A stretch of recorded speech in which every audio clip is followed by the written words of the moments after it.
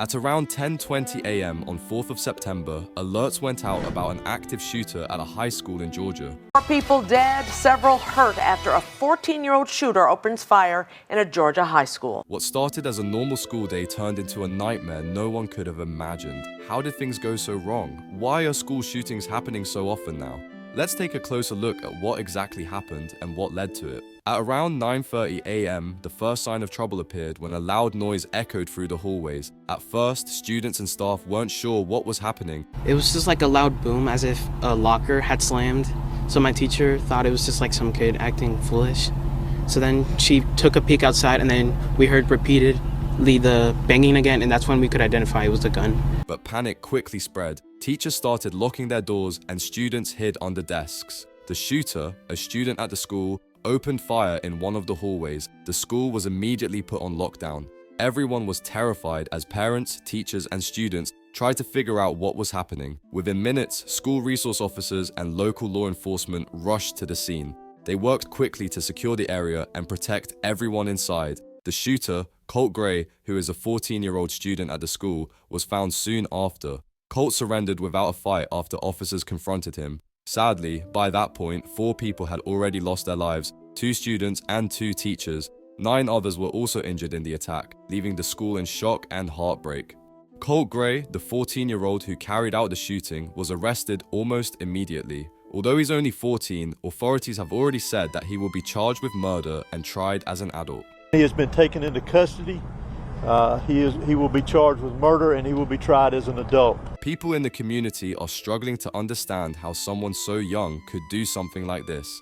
District Attorney Brad Smith from the Piedmont Circuit is in charge of the case. The investigation is still ongoing, and everyone is asking why Colt did it. What drove him to commit this terrible act? That's the question both law enforcement and the community are now trying to figure out. After the shooting, the school became the center of a large investigation. Law enforcement agencies from the local, state, and federal levels were all involved. Crime scene agents were working hard to gather evidence and understand exactly what had happened. They started interviewing students, teachers, and other witnesses right away to get as much information as possible. I said, son, please tell me you're joking. He said, no, Mom, I'm not joking. He said, they're shooting in the school, and the shooter is right across the hall from me. The teachers came in, and they were like, everybody get on the floor, cover yourselves. Like, we were all like hugging each other. From the very start, it was clear that this investigation was going to be thorough. Officers from many different agencies, including the Georgia Bureau of Investigation, GBI, were on the scene quickly, making sure the situation was under control and no more harm could happen. Not long after the shooting, Barrow County Sheriff Judd Smith spoke to the public. He confirmed that the shooting had taken place and that lives had been lost. The sheriff was visibly upset and called the event evil, offering his deepest condolences to the families of the victims and the entire community. I never imagined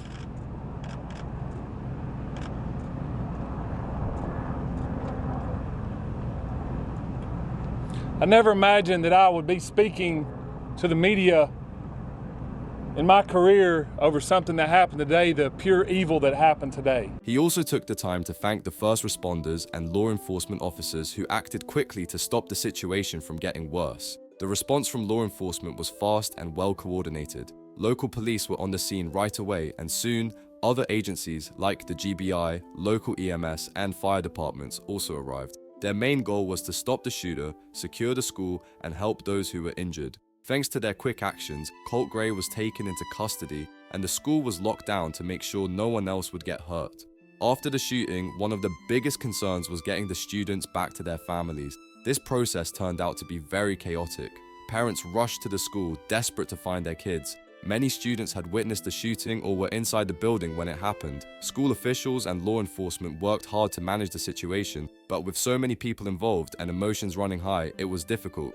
Still, reuniting the students with their families was a top priority, and everyone worked together to make it happen as quickly and safely as possible. While the community began to come to terms with the shooting, law enforcement ramped up their investigation. They continued to interview students, teachers, and anyone who might know something about Colt Gray or the events leading up to the attack. The authorities even searched Colt's home to see if they could find any clues that might explain his actions. The goal now is to understand the motive behind the shooting. Was there something that could have been done to stop this? Were there warning signs that were missed? These are the questions investigators are trying to answer, and the findings will play a big role in the trial. This tragic event has left the school and community shaken. These incidents have become a norm in American schools and raise some tough questions about school safety, mental health, and how to spot warning signs before it's too late. As the investigation continues, everyone is hoping to learn from this tragedy to prevent it from happening again. And that's it from us today.